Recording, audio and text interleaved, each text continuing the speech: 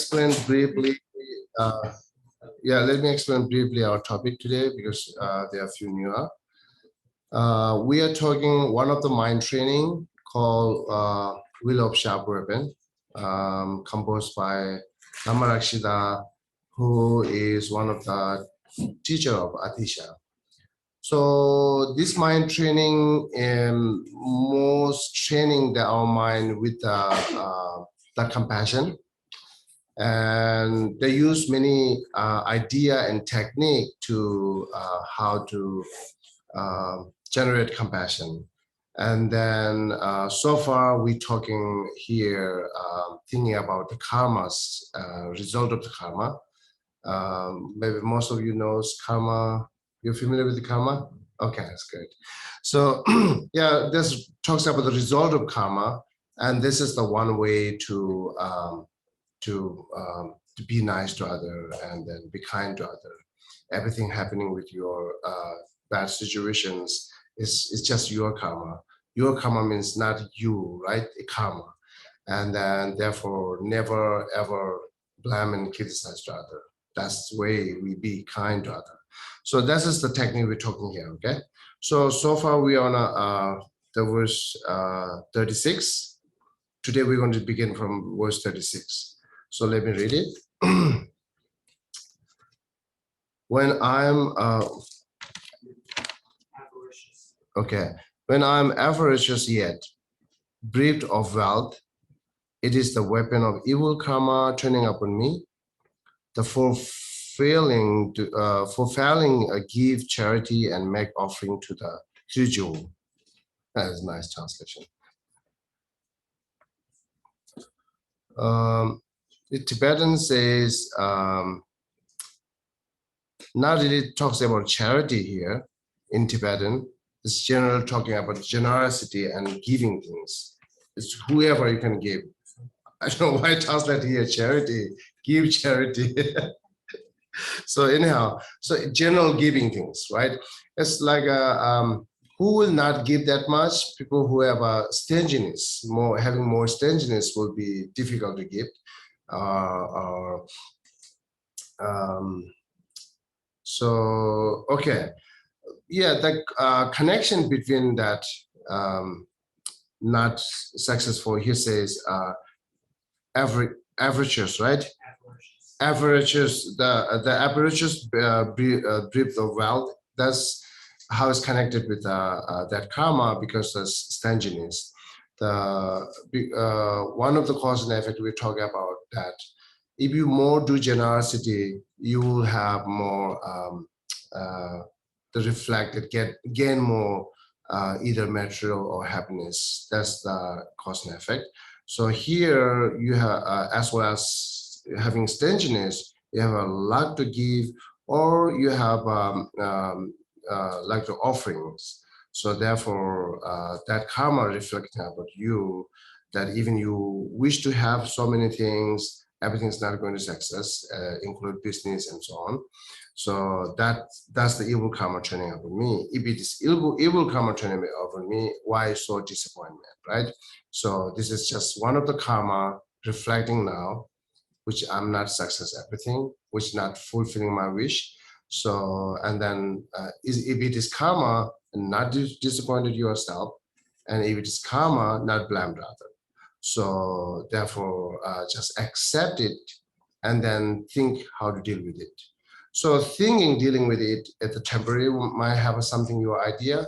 And regarding here, Buddhism saying, try to more practice the giving and offering. That's the said it. So if you do more, then that karma will be changed, said. Okay. So next, 37.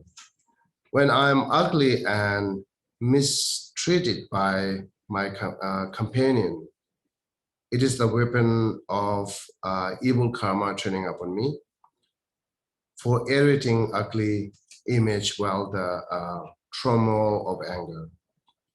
Okay. So actually the ugly beauty is very much depend, isn't it?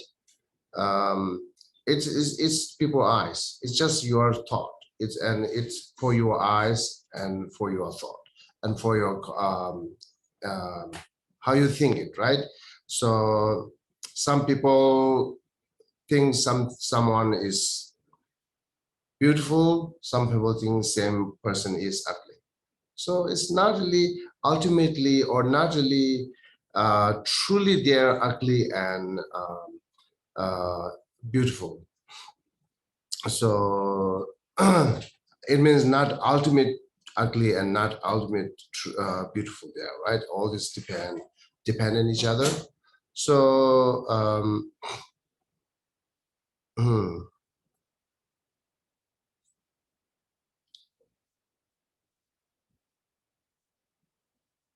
yeah. So and also we talked about that even it depend on each other, but still there are majority. Some people beautiful for many eyes, many eyes, and then some are not. So regarding that part, we're saying if you do more patient practice, right? Either this lifetime or previous life, that will brings you more attractive or more beautiful. So even we don't have to go previous life, we don't have to go like the shape and color out external to define that beauty and ugly. So it's related to your saying here patient. So even you do hear more patience, even your face is so damaged, but still you are beautiful. Because the beautiful, external beautiful is always, we know that it's now not long lasting, and also because it's impermanent. And one thing we should know is good that changing, right? So then you will not have a problem when it's turned, right? So when I was young, I'm handsome.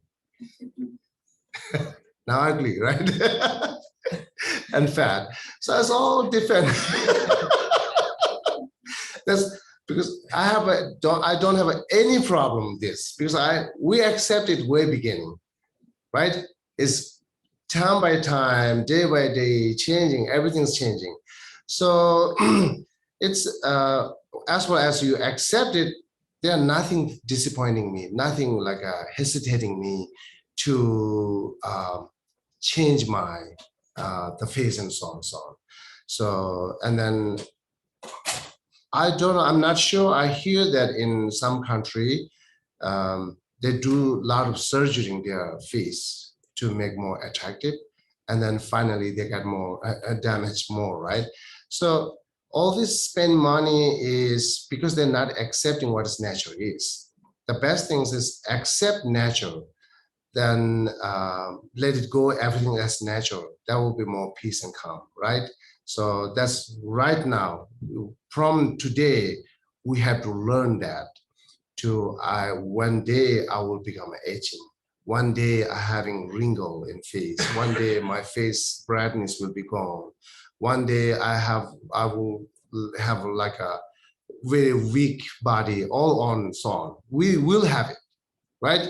So why not we prepare to think way beginning? We will have it right before, after that. So right now, whatever I have a strength and opportunity and beauty, useful, meaningful, right? Because it's not too much act or not too much pride, act with the pride.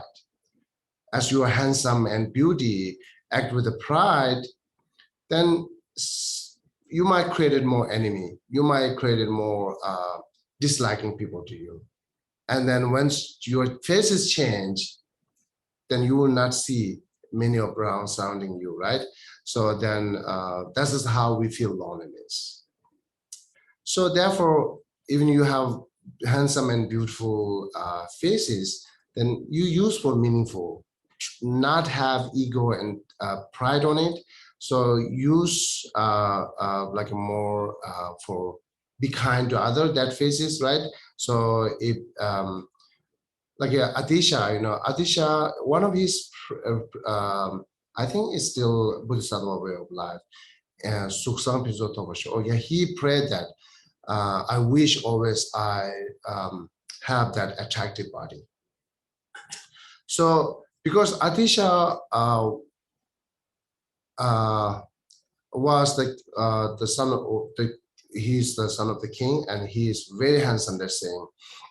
Then when he walked in the street, the many people comes to seeing him because it's very attractive. And he used this. Many people comes, right?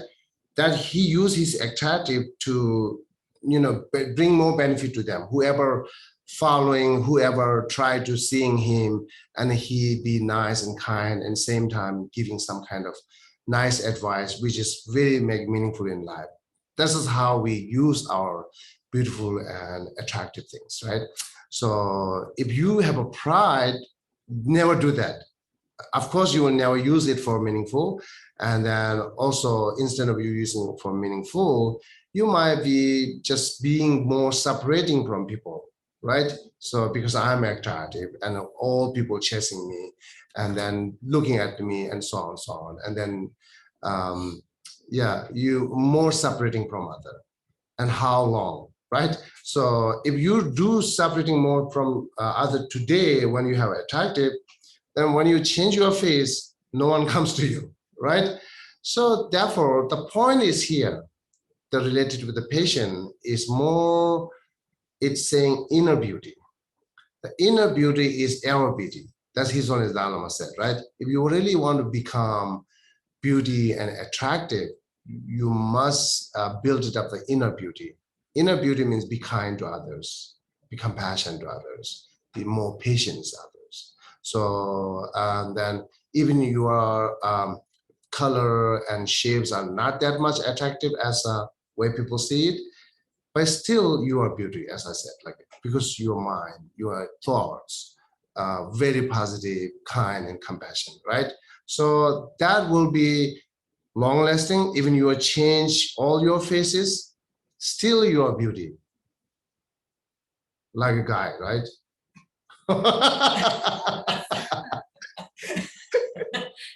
Yeah, people like to come to see, people like to come to talk, and people like to come together and inviting for food, inviting always together, right?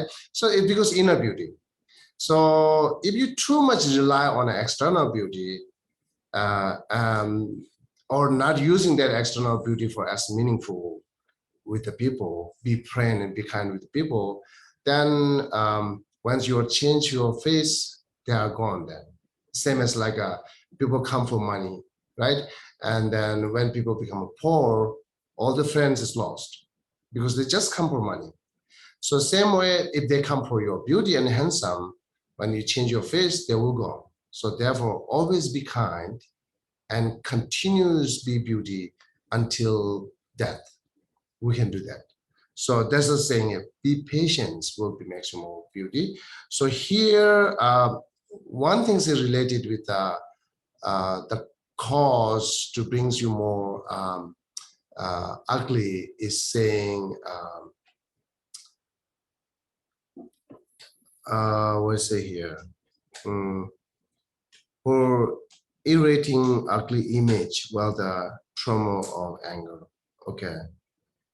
And also, I don't know, the Buddhism, regarding Buddhism, even you are when you draw the Buddhas and Bodhisattvas image, and you're making like eyes and everything damaged or not draw well. So that's also saying the cause could be caused that to make you more less attractive in the next slide. And then mainly, yes, your angers and then impatience makes that directly cause you like a ugly, and then even the future life, your whatever you text body, that body might be very much less attractive. This is, and here less attractive means it says here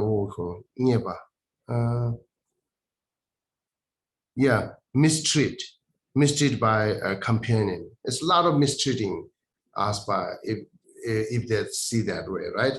So, but nothing to blame others. It's just blame your action and karma, and have always try to be kind, build up me inner beauty. So that's I keep repeating this. Okay. So I say from now on, I will paint it, right?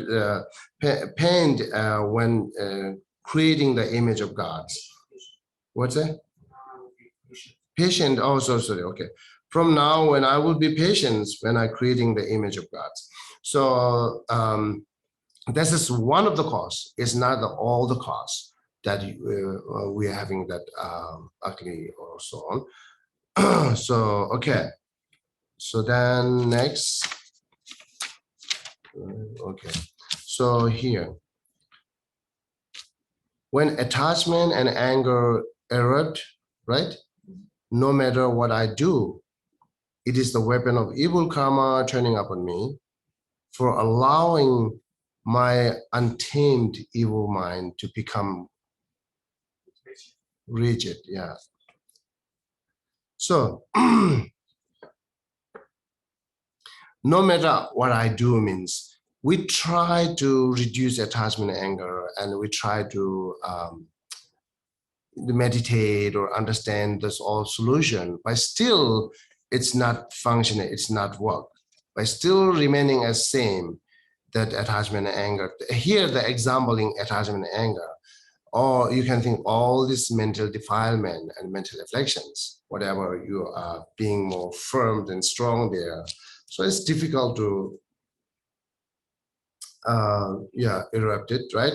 So therefore, it's saying more the cause having those, even you try best, but still nothing to change all these departments because of saying that for following my untamed evil mind to be rigid.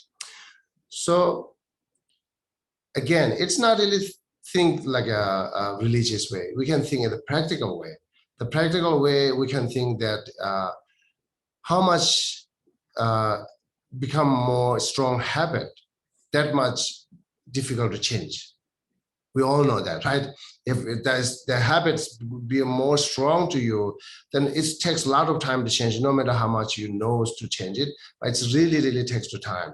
So sometimes the people, because it's taking a long time, they give up to, okay, that solution is not functioning, that solution is not functioning. So easily give up. Then finally, there are nothing solution there. Any solution what you try is not change at the moment, and you don't have a patience to do more longer, then never change it. This is the saying here. It's really firm there, your bad habits. So, and then there are two ways to not change it. One way, it's very strong there. Another way, you are not patient with the doing practice to change it. So that's two way brings you to not change it easily because of you have a bad habit.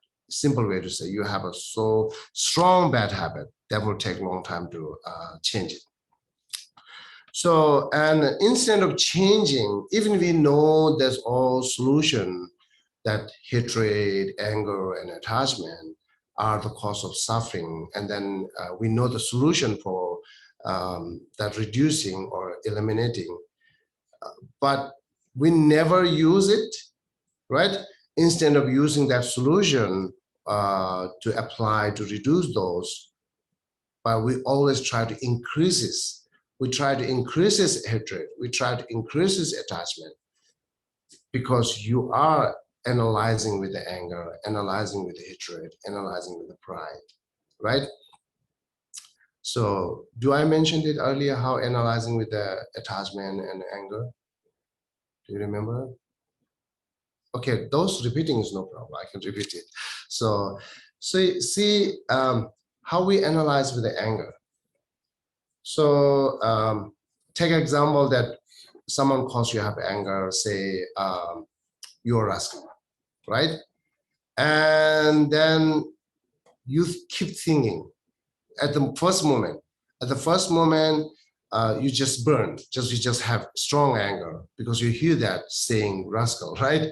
And then after that, so you're thinking, why they're saying this rascal, right? And I didn't do any wrong. And that person do not have a right to say me this. Who this person is saying me this? This all you keep thinking reason, right? And then also I lose my reputation in front of people because saying is rascal. What people thinking me, what my boss think me, what my companies are thinking me. All this reason you are worrying and bringing a lot of reason that increases a lot of your hatred and anger. So how much you think this reason, that much your anger arises, right? So that once anger arises, it's turned into the hatred then. First moment is just anger. And it could be like a gone by within 5 minutes or 10 minutes because it's just anger, simple. Then if you think a lot of reason, it increases and turn into the hatred, will stay a long time, like a month and years. And then after that, so even you keep continuous thing is more increases, then it's turned into the revenge, right? And then once you turn into revenge, and again, then you might be use harsh word, you might be fired, you might be killed, you might be beat. So many action you will do it. That much we increasing that anger to hatred, hatred to resentment, resentment to revenge, or so on, so on. Then action up there. So see that that's all we meditating with anger and keep increasing our anger in our daily life instead of try to reduce it. So same way you can think with the pride, you can think with the attachment, you can think with any other mental defilements. This is the only we do in our daily life, right? And then, yeah, we keep increasing those, which is the cause of suffering.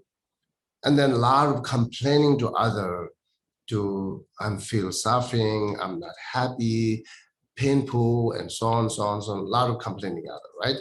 So it's, you completely forget that the cause of suffering is not that external, it's your internal evil, always we mention it. So, which you keep increasing it, then of course you will feel suffering. Then why you not see that? That's you have to ask yourself. So,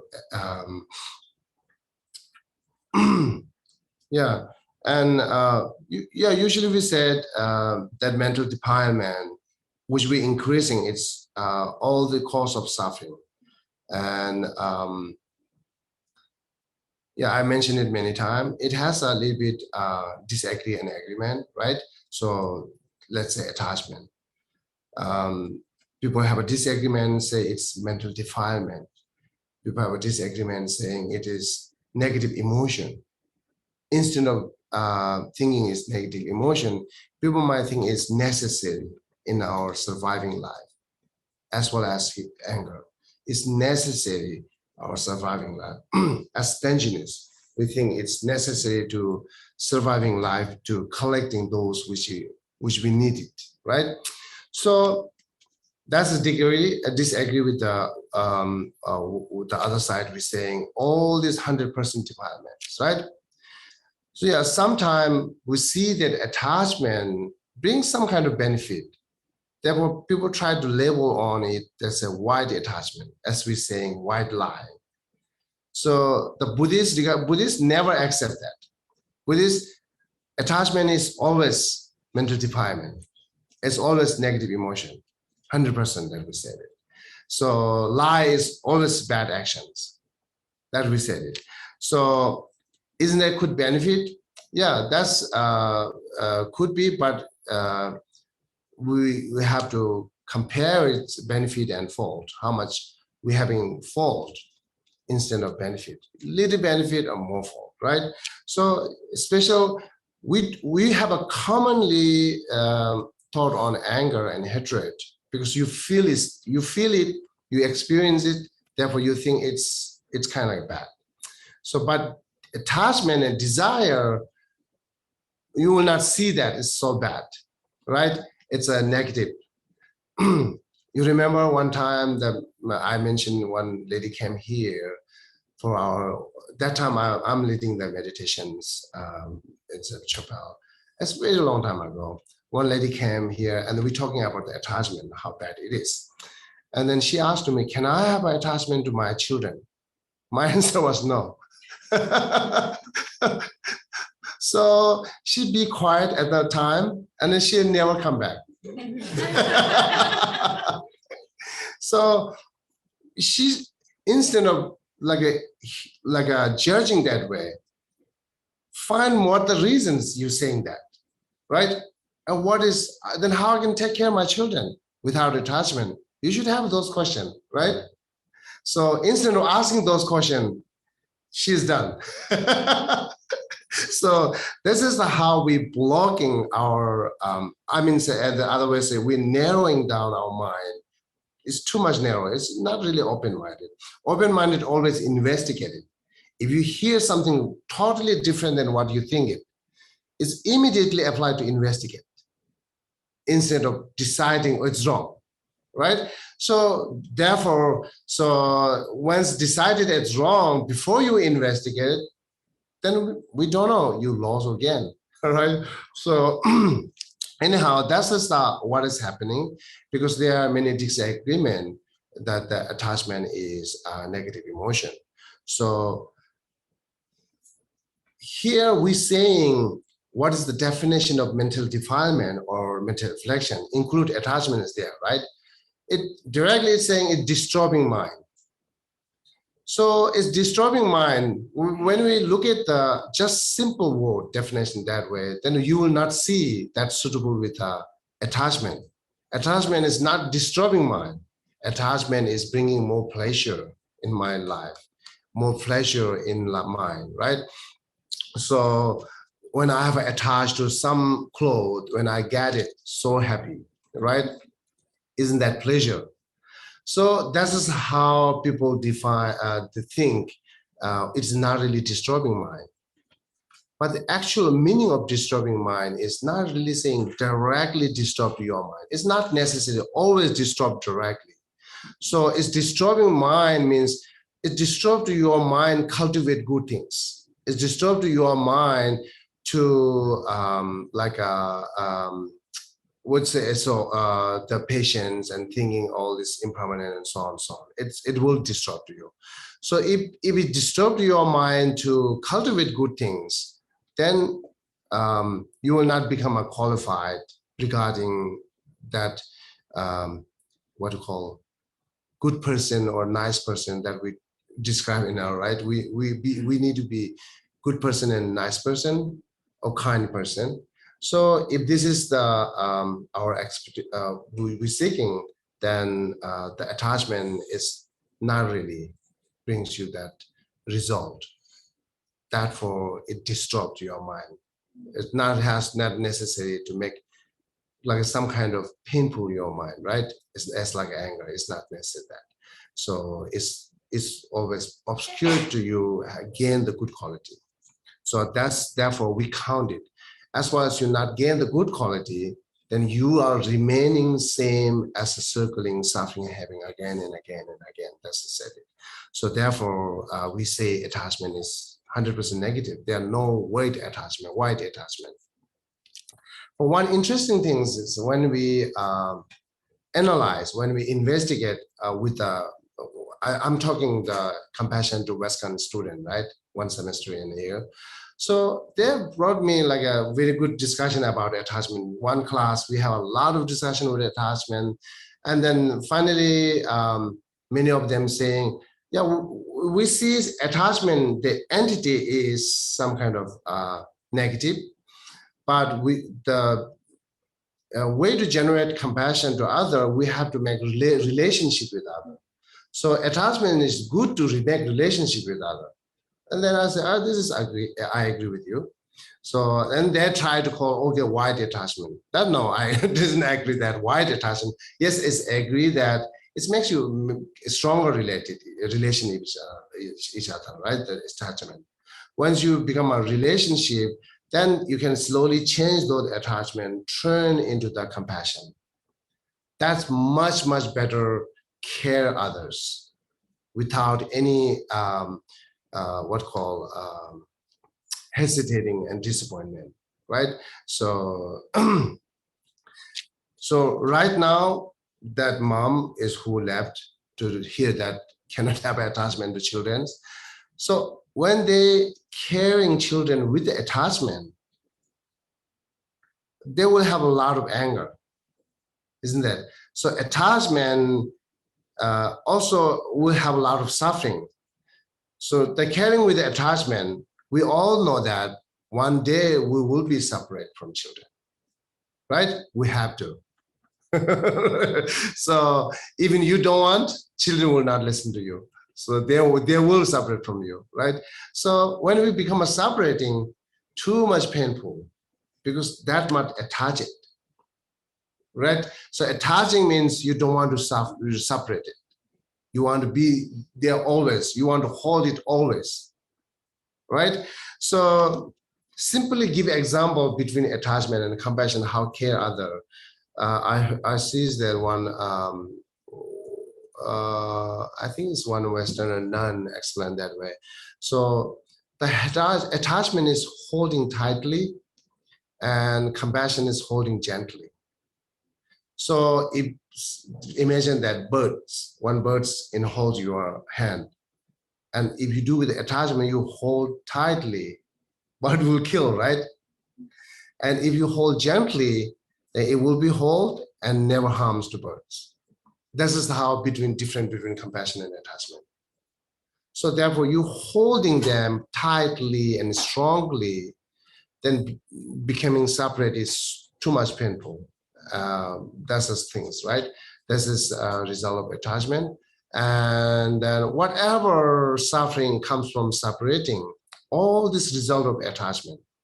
At the very beginning, with together, you are happy as you are enjoying with them. You're not thinking one day we have to separate it. You are not preparing that.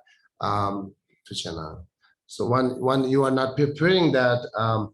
Say I will have a suffering when we become separating each other. So therefore, I should carry it, right? So same as like someone have an attachment to the children, someone have an attachment to the animal, whatever is the same, right? Whatever the same, either animal or children or person, when the separating is too much feeling suffering and then too much surprise, because you would never think it will become a surprise, a separating, right? So that's that we train when we are young, right? So talks a lot of death impermanent, and also in general impermanent, and in the specific death impermanent. It talks a lot. So we hear a lot. We're not really applying the practice. Just hearing it help a lot when this difficult situations comes. We can deal with it. Oh, okay, this is the happening now. What I hear it before. It's not really feeling here, but I accepting easily because I learned that way. So, and if you apply on your practice, even you can easily accept it. Never have any disappointment and suffering after that you're separating from others, right? So we know and we hear many times it is causing attachment, causing you problem when separated. But still, we're having suffering to suffering each other. What really problem, right? What problem? What do you think? We hear it, we know it, but still suffering. What problem is there? You know the solution, right? Lack of practice. Yeah, that's exactly. You're going to say the same? Well, I was going to say it's clinging to things instead of Yeah, it's lack of practice. Yeah. So you hear it and then you never apply for practice. Then once times come again, to separating, then it's painful, right? But also another way to say who comes here, we talk a lot of these things, and some are much getting better, right? So if you never hear about that death impermanent or result of attachment, what is attachment cause you, or if you not learn that or never know that, then you will have a big surprise when you lose someone, right? And then it's like a way heavier painful there. So yeah, here with some of my friends who comes here, we sharing each other. I said, oh, Geshe, I'm much better than earlier. I'm good now. It's good to hear that, right? It's working. Who apply for practice, who think many times. Actually, we have to think every day, these things are, whatever we learn. Even you couldn't think that every day, but think many times. So, and then it will help you when the bad situation comes. So, and then you can deal with it without any suffering, without any emotional. So without emotional, without suffering, you can do better. You can deal better. You can treat better, right? So like example, say, if we lost, let's say, one of our parents, right? And then if you do not have any emotion and like not too heavily sad, then you can think a lot, how can do funeral ceremony and how can treat people better. All you can think wisely. And with the like energy, you can do it. Otherwise, the heavy sadness, the all takes energy there. You don't have energy to welcoming people for funerals. You don't have energy for like treat them better or make ceremony better, right? So because heavily sad or emotion. So yeah, so yeah, Sorry to interrupt. Can I? Hello? Just a quick question. So I had this discussion once with actually. He's a head of theology and religious studies at Yale University. And I'd asked him about this specific thing that you're discussing. And, he does not, he teaches religious studies, but does not like Buddhism. And I asked him why. And he said, because it's very difficult to convey this, the concept of non-attachment without indifference. So, to the lay population who's not studied it, and I can see why they feel like Buddhism is completely non-emotional. So you cannot have any emotion, you cannot have any sentiment. Everything is detached. And, that comes across as, there's a very fine line between non-attachment and being indifferent.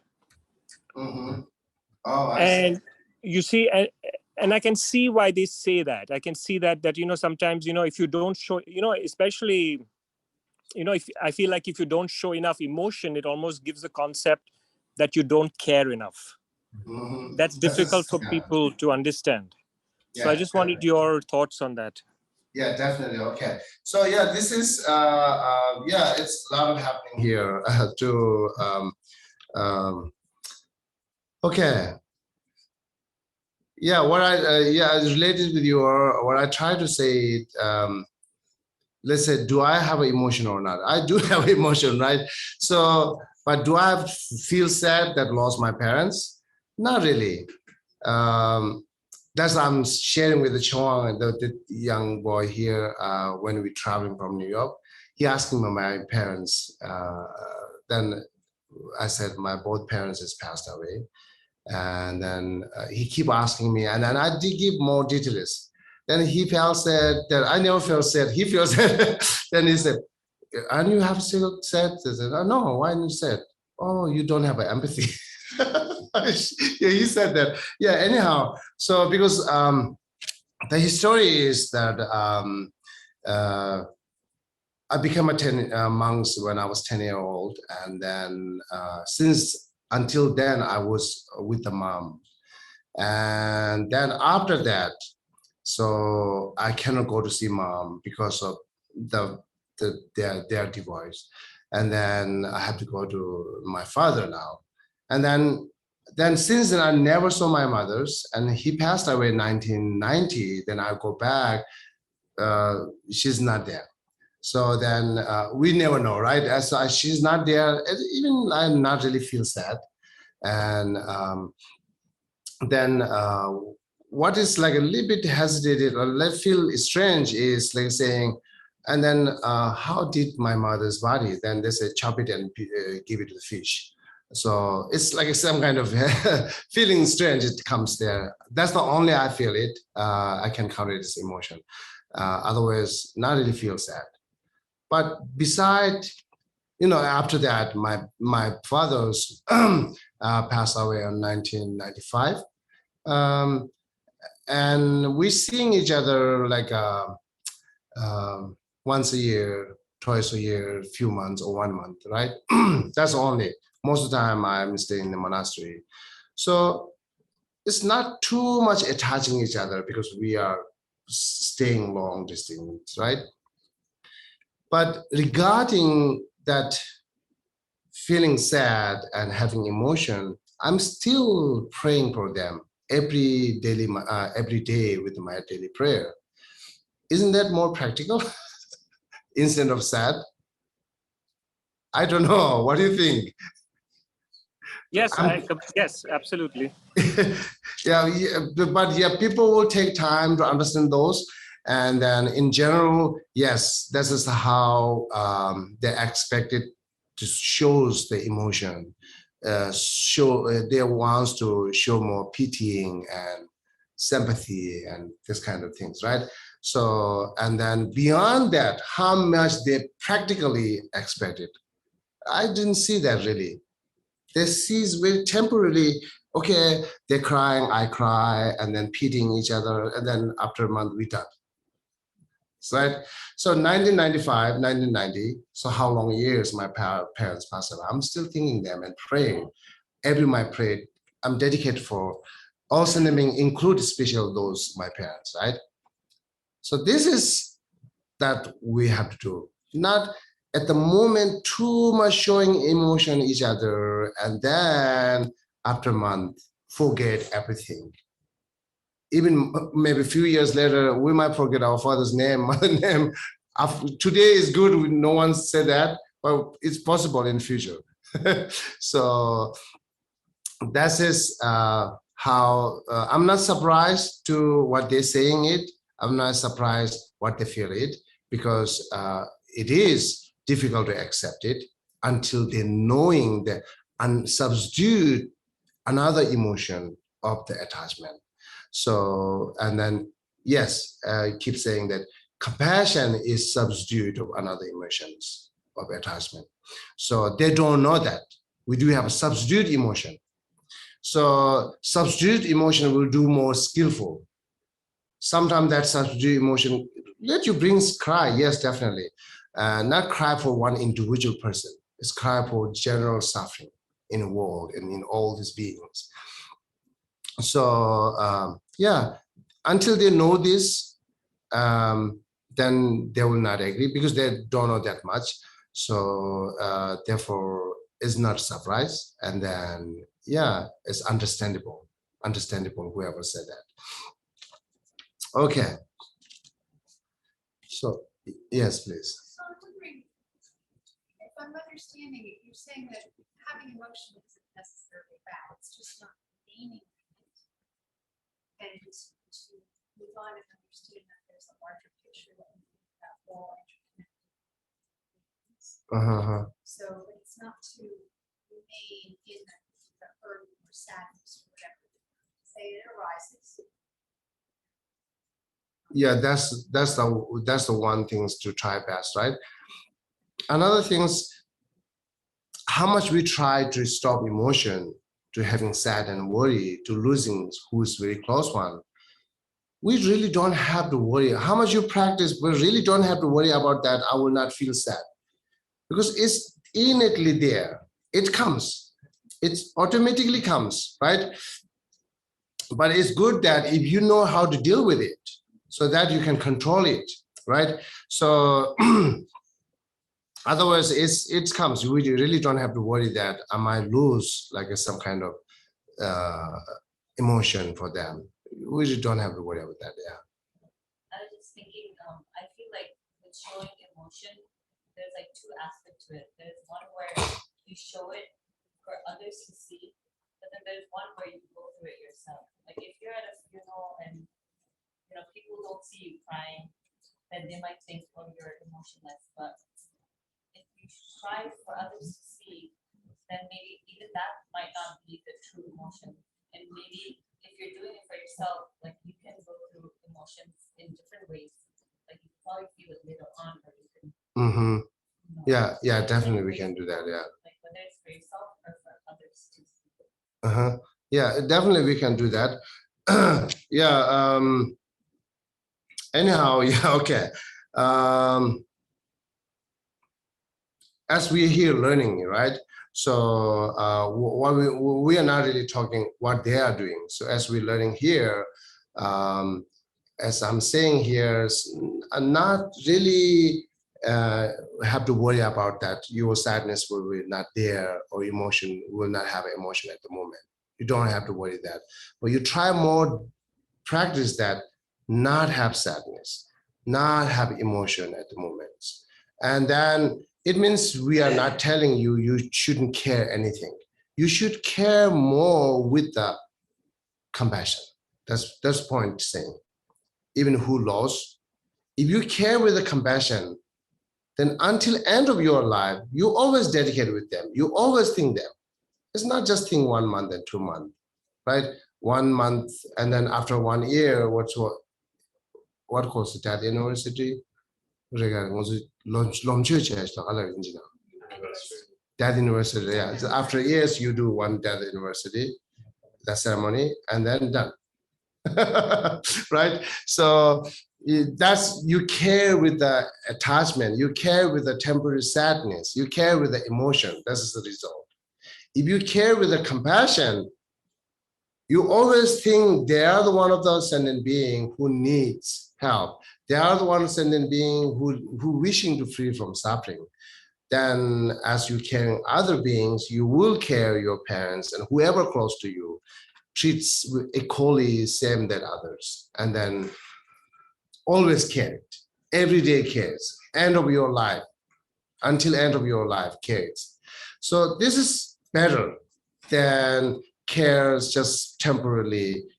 Too much emotion shows and 1 month is gone. That is not really proper way to thinking that making where we have a relationship and we connected them, and that's not the be a proper way to dedicating and helping them, right? So therefore, compassion is much better.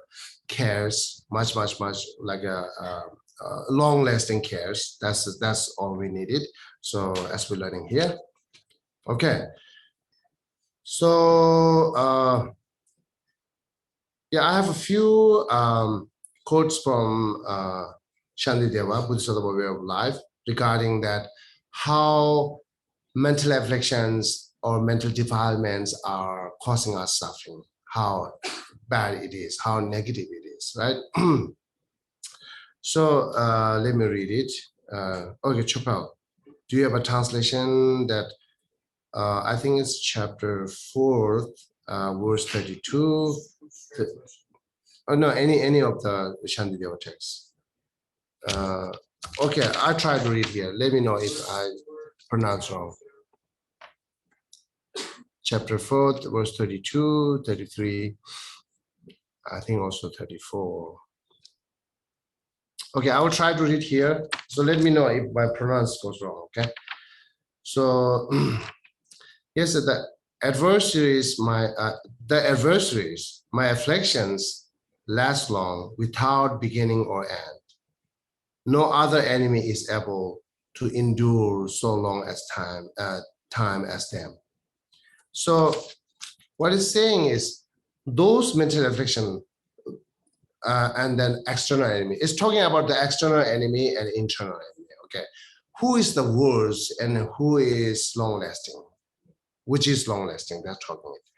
So, and here saying that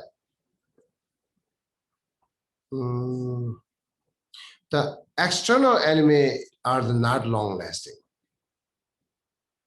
But even you cannot make a friend in this lifetime, by end of life, the external enemy is gone. But internal enemies continues remain with you even in next life, right?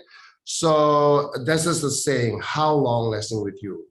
That's and then this is the one thing, and then it continues at the verse 33. Everyone when attend kindly, it's helpful and will try to please. But when afflictions are appeased, they inflict more suffering in return. What is saying here? You can make a friend with the external enemy, right? No matter how bad, how evil we describe the person, but still they have a consciousness, they have an emotion. We can treat well. We can say sorry, excuse me, or so many things. We can use the word. We can make a friend, right? So, and then once we become a friend, they will treat us better, right? They're welcoming us together with the lunch or dinner. They'll welcome us, go together. So they will treat better. We once become a friend. But mental afflictions, so far we are cherished too much, looks like our friends. How much you cherish to mental afflictions? Mental afflictions is blunt. It's never think returnly I have to kind to you because you kind to me. Never thinks. Their job is only harming the mental affliction, no matter how much you treat better, no matter how much hold long, only harms you, always harms you, anytime harms to you. This is the job of mental afflictions. But we never thinking on that, how it is best, right? But bad. And we are too much focusing on external enemy, how these person are bad. Never blame that internal enemy like 100% harming you. External is not really 100% harming you, right? Sometimes be a friend, sometimes they are busy, sometimes they are busy, it never comes to us, right? So internal always harms to us and always with us. So that's the saying here. Yeah.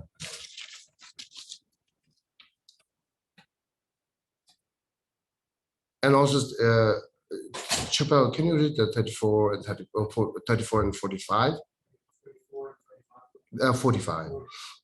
34 is, how can I take delight in the cycle of existence when constant, long-lasting enemies, who are the sole cause of the currents and floods of adversities, fearlessly dwell in my heart?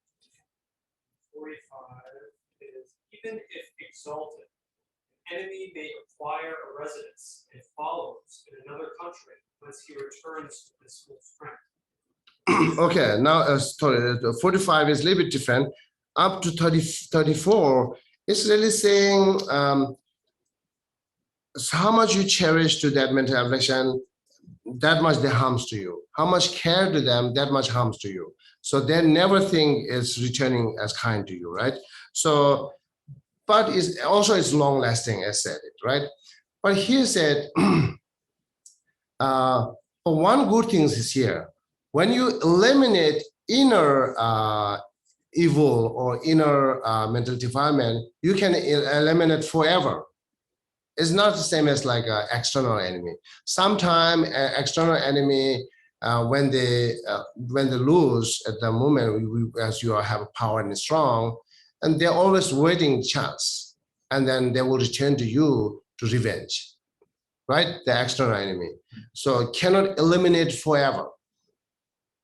So here, mental affliction, internal enemy, if you try eliminate it, if you try reduce it, you can reduce forever or you can eliminate forever. That's the one difference. But if you not reduce, it's more harms to you than external enemy. That's the saying. This is how mental afflictions harms to us. Therefore, it's a from now on, I will root out this obstinate, right?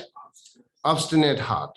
So that means like from now, I try to take it out from my heart, all these mental afflictions. So, and then you can adding continuous that giving and changing, giving and taking the meditation with here. So until you, after you know that, whatever the you are feeling, it comes from that evil karma turning up on you. So therefore, you do practice better. And then regarding practice, you can do that.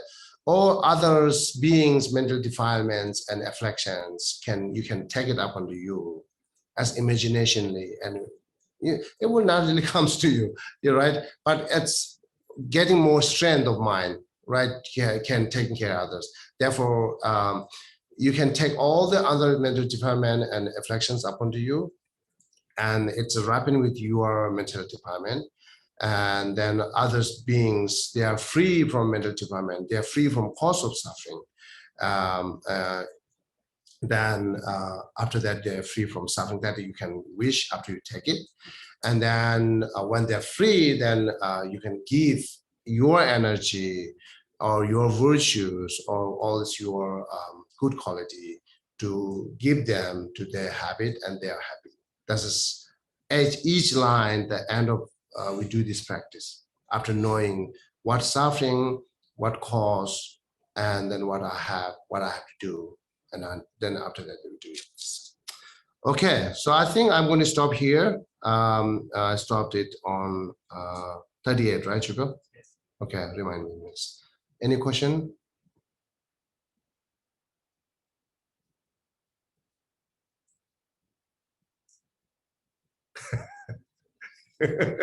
Okay. Does it make sense or not? Is there anything that you are not agree? You very welcome to say that. We are discussing here. We are not judging each other. It's very open and free to say, I disagree. I'm very happy to hear that. Because it's opportunity for me explain more if you have disagree. Can you hear me? Oh yeah, I will come back to you now here. Richard, is Richard? Must be Richard. Yeah. How you went from your parents passing to this practice of praying for them every day, and then for all these years, it seems like such a better use of your energy and your time to actually show that devotion, not in a moment of emotion, but to do it through your practice. How did you come to that conclusion through, like from the moment that you got that news to kind of taking this, making this decision to do that? Like what were the steps that kind of made you come to that conclusion? Till emotion to bada yurungution to jiwa kariyaga yorla. The kind of some on the beach. Oh, okay. I think this conclusion, maybe one reason we are not together because they are in North India, I'm in South India, and even we're not communicating every day. So not that close. Even they are my parents. That could be one reason. Another reason, yes, these books are. So telling us what is samsara and what is detachment and what is attachment, all this help us. So I think that's makes me not have too much emotion. Yeah. So, but both my parents at the funeral, I cannot attend there. I was not there. So, but I never noticed my mother's passed away after that long, because they're on a very like a solitary place with a small village. We cannot communicate. There are no phone. Even we send letter at post office, long time, right? So it takes long time. So, and then we never communicate. And therefore I don't know, my mom's passed away. So 1992, I get a chance to go there one time, and then regarding monastery job, and then same place I get there, and then I hear the first news. Oh yeah, mom is passed away. When? It's 1990, and how did it? And there's all story telling me. So yeah. So and then not really time to show emotion at moment, right? So even I was there, I must do prayer more instead of like showing too much emotion. And same as my father's. So he stopped me come there. He got a shot, and then he hold the blood inside maybe 2-3 months. So I'm keep asking him to come to Bangalore to treat first this, then do whatever you like to. He's strong guy. He's like a strong man. He's a very brave man. So he, no, let me finish my job. He's kind of like a very angry person also. And then that's how that he passed away. And then after I got there, a few days later, they already took it in the funeral. Yeah, so that's not get chance to. So yeah, this is. I keep remember their kindness always. And then especially we celebrating Mother's Day and Father's Day here, I taking that like celebrating, we don't have in India, right? So here we're doing is very good. I'm taking that like the celebrations of father and mother and special thing in their kindness instead of having dinner and lunch. So thinking their kindness will be bring me more the better dedication for them. So if they're kind to me, who I am so rascal not hitting them, right? So but just having dinner and lunch done, it's too short. So therefore, yeah, so they're kind to me. But even my father, so angry person, a very angry person. So it's a lot of hesitating when I was to go there. But still, he is kind person. He's kind person. Anyhow, so this is how it happened with me. I thought it. Yeah, Laura. Somebody was online. Okay. Richard, you can go ahead.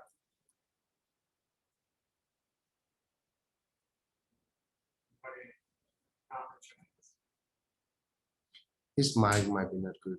It's a coin stuff. Sorry, I was having trouble. Oh, I can hear you now. Yeah. Yeah. Yes. So I really like Lobsang Wosol's interpretation of a person who said Buddhism sounds like it's so detached. And I'm thinking about it and thinking, yeah, are you telling us, Geshe, that it's not that we become detached, it's that we do not become handicapped by self-indulgent emotion, and instead we can still have compassion and emotion and empathy, you said, but we will be able to act wisely and effectively at helping others because we're not overwhelming with we're not overwhelmed by our selfish experience of the emotion, which is self-indulgence, self-pity, or anguish. Instead, we are accepting the death or the loss or whatever it might be, or whatever else we analyze. And we can see it wisely and do something about it to alleviate the circumstances for others, for the benefit of others, or for out of compassion or bodhicitta. Is that what they mean in verse 38 when they say attachment for allowing my untamed evil mind to become rigid? What is rigid? Is rigid when we become locked in, frozen? The weapon of evil karma turning upon me for allowing my untamed evil mind to become rigid. So I think, my question is, what is rigid and how do we avoid becoming rigid and obstinate? And I think you've answered us with obviously saying compassion and empathy and other things, but also analyzing when we are attached or when we're experiencing anger. It's hard to do sometimes. It's hard to differentiate between like attachment and empathy or aversion and empathy or compassion. Is it just that we're just so naive we don't see it at a deep level, or where does that go? I'm just curious. This is such Okay, I a understand huge now. I subject. Yeah, understand, yeah. Mhm. So the wretched here, it depends on rang. Rang suchuk means it's spoiled. I think making the strong bad habit within us, within our mind stream. That's wretched mean here. Spoiled it. Right? Okay. Yeah, detachment also. Yeah, one time the magic event had in Osnabrück. I was there, and one of the student from Yale University Tibetan, she talks about that. I really don't like the detachment. My family is talking. Our Tibetan culture is not really. Say, I don't exactly remember. She was saying that Tibetan culture is too talking about detachment, which is not really helpful, you know. So she misunderstood about that. Then at the next moment, my turn to talk. So I just talked directly, you know, I don't know, it's like a hamster or not. So I said, detachment here we're talking is not the Tibetan culture. Detachment is one of the idea to how to free from suffering. If it is useful for you, you do it. If it's not useful for you, you don't do it. It's not the Tibetan culture. That's how I said it. Yeah. So, okay. You can answer, Geshe, Richard? oh, sorry. Yes, please go ahead. So Geshe, I had read this somewhere. I don't know whether you agree with it. It was this comes from Zen, and one of the questions is that is asked is, what does it mean to not be attached?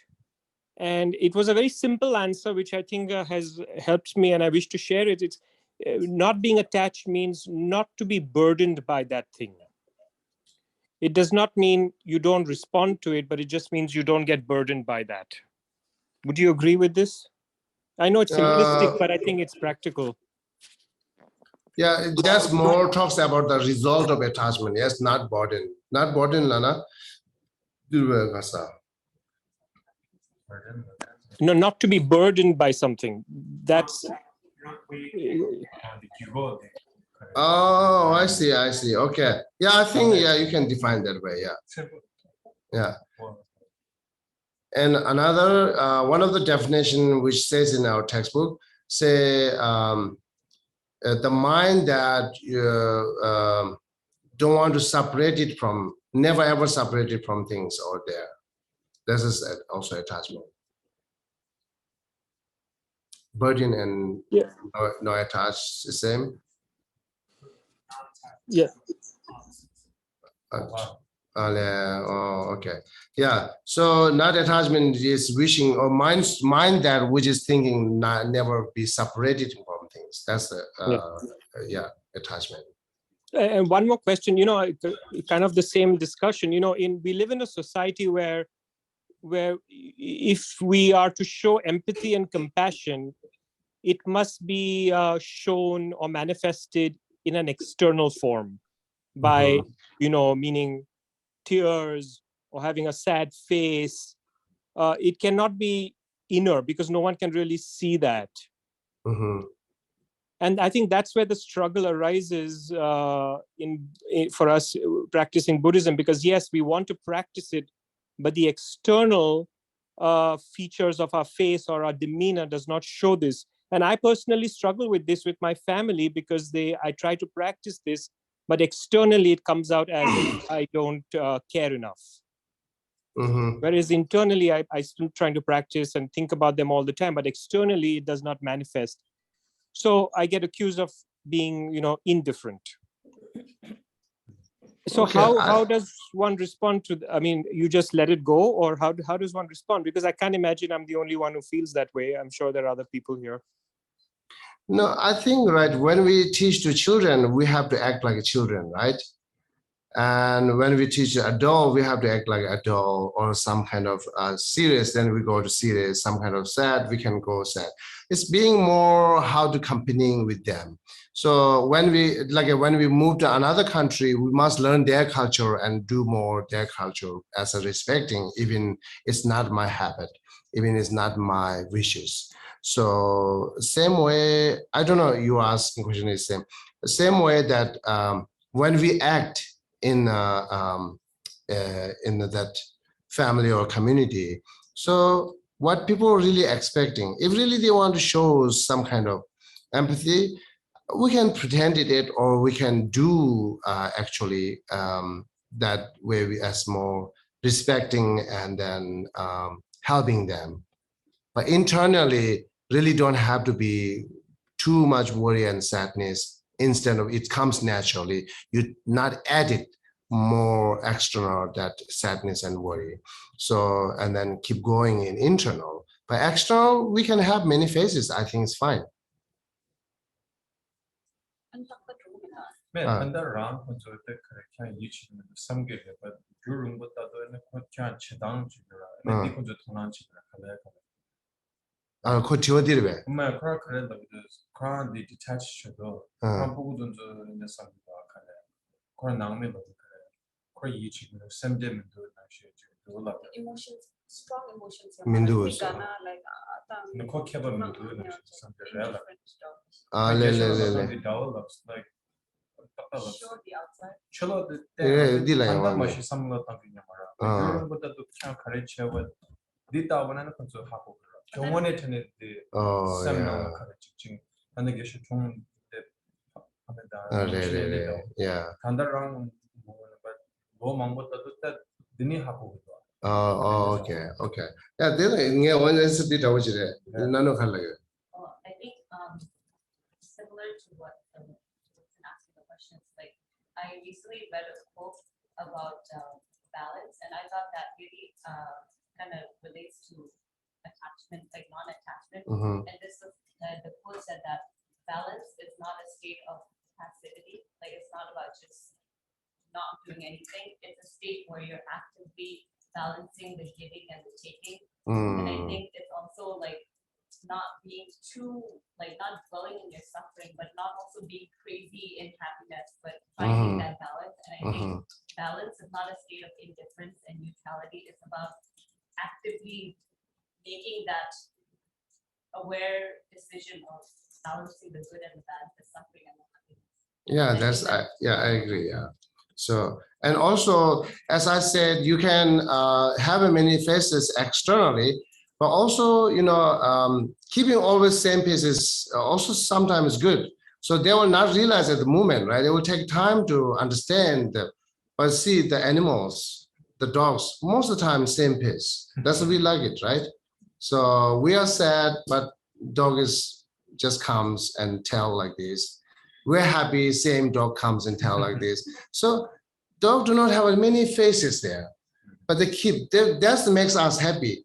If you have many faces, like I say, express emotion easily, that affected, because people are very sensitive, right? So people are very sensitive. When you express your emotion, then it's like they're sensitively taking it and then they get emotion. That's how fighting is. I think good to have same faces. Our Rinpoche always same faces, no matter who comes in front of him, who very respecting to him, his same faces, who is sometimes against him, same faces, who is very famous people come, same faces, right? And then who is like a normal, ordinary people come, same faces. It's not just, sometimes we change the face, famous people come and very different way to welcome it. And ordinary people come, it's okay, I don't have time. So we didn't do that, right? So same face for everyone. I think I chose more like a same face instead of just expressing anything, right? Or like pretending in front of them. So I will not do that, I choose, but both are, I didn't see any wrong to do it, having many faces to make them respect and make them happy, or keep same face forever. That's they will know them.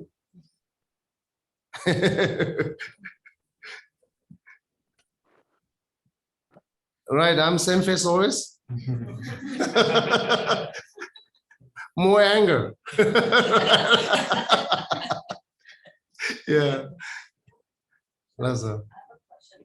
So, it's believed, or we see people with strong opinions and like a firm understanding of what they believe in as a good thing in our society. mm. And I wonder, like the more educated you become, the stronger and harder your opinions become. I wonder if that's a good thing or if it's always good to be fluid in your thoughts. Yeah, difficult answer for that. I can say always skillful way to do it. Right, skillful way to do it. What is more suitable? Which is more suitable at the time, at the circumstances.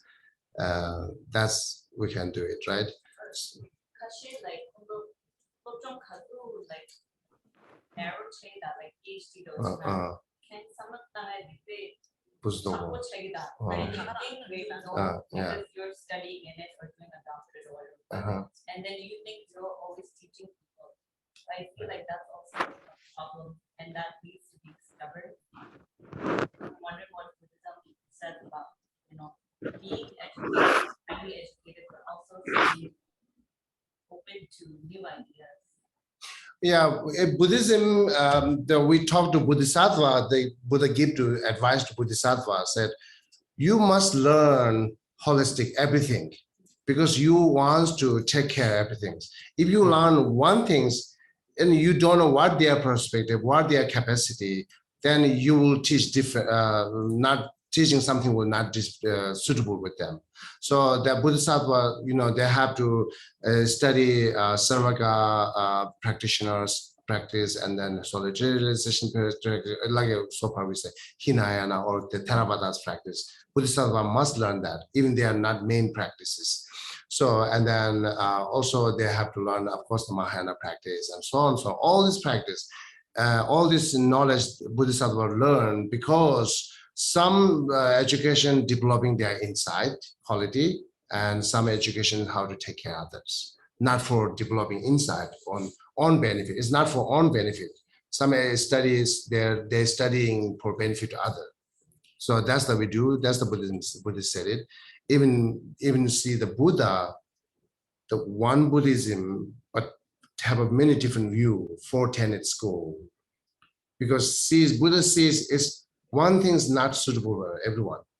So based on capacity, we have to talk. So that's very skillful. That's skillful way to do it. That's the Buddhism says skillful way to do it. Yeah. As usually I say, everyone don't like cake. Don't force to eat them cake. Right. It's also joyful perseverance and peace when we encounter someone so we're not flat-faced.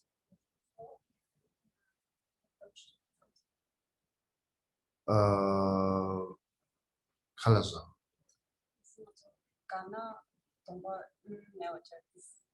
Namju Tamana Madhya Jalagura. I think, right? Like showing expression when you're joyful.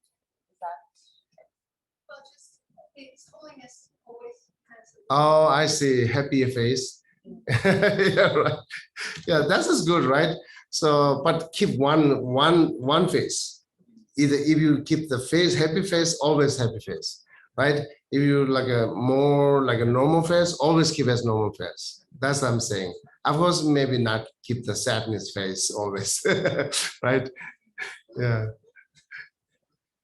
With Dharma Korean, you try also to honestly feel it. Right. So much. Yeah, be honest. That's true. Yeah, be honestly. This is one tricky things. Sometimes people have a misunderstanding between deceiving and skillful means. The skillful mean has some kind of differently doing than what they really have a habit and what they really think it. So that motivation is how train them, how help them. So that's skillful, call it. But doing same action, doing you differently than what you really thought, but motivation is more gaining from them or deceiving them. That's bad things, yeah. So skillful and deceiving could be sometimes a same attitude, but motivation makes different. That's happening. But yeah, of course, most of the time we have to be honest to show whatever you are, right? If you don't want to laugh, then too much laughing is painful here. Pretending laughing.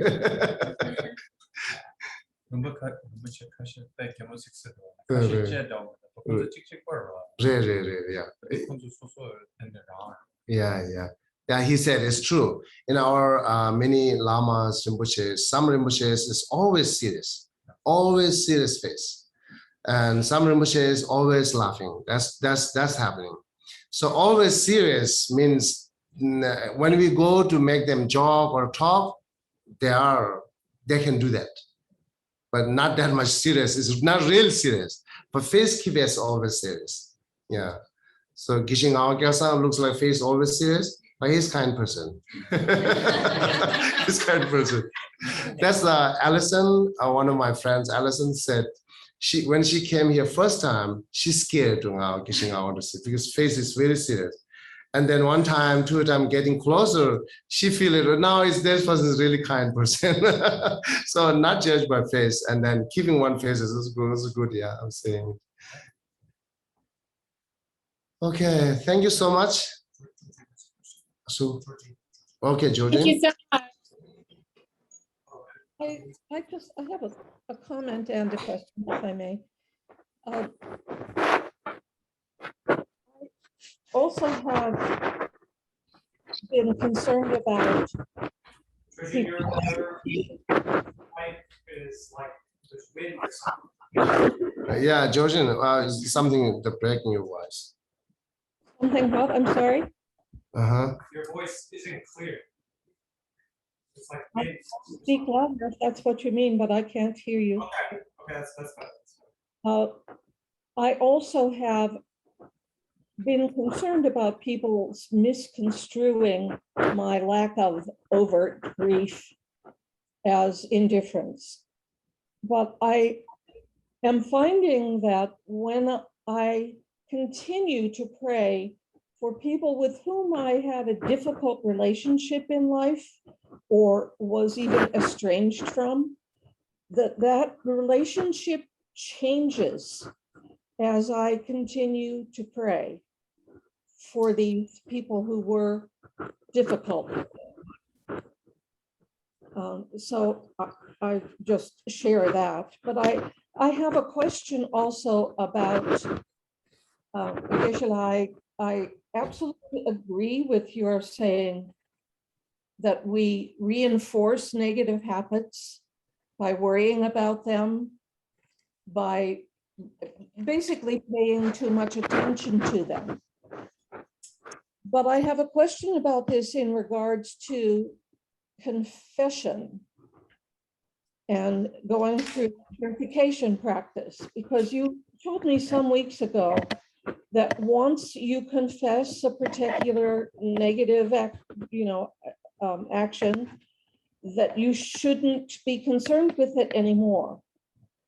I find this difficult because I don't quite understand how we can generate true regret for something that we have done and not come back to that again. I just want to make sure that that's what you were saying. Do we say it once and that's enough? What if it's saying sorry or that kind of things? Not to other people, no. Okay. Like a confession Buddha practice or I see. Okay. I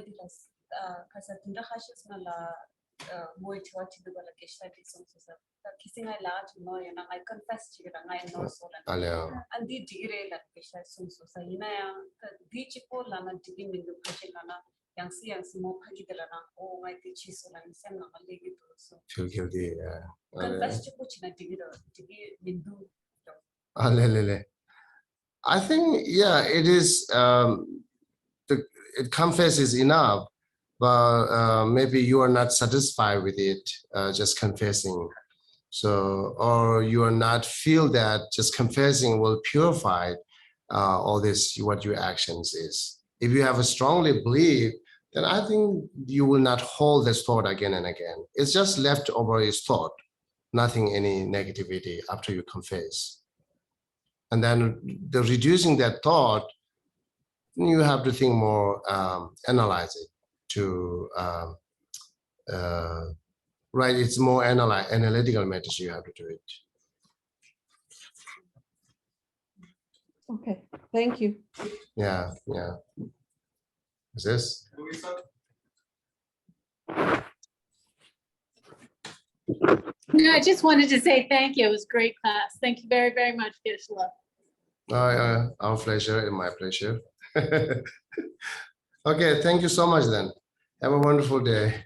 Thank you. Thank you, Geshe. Bye-bye. Thank you, Geshe. Thank you. Yeah.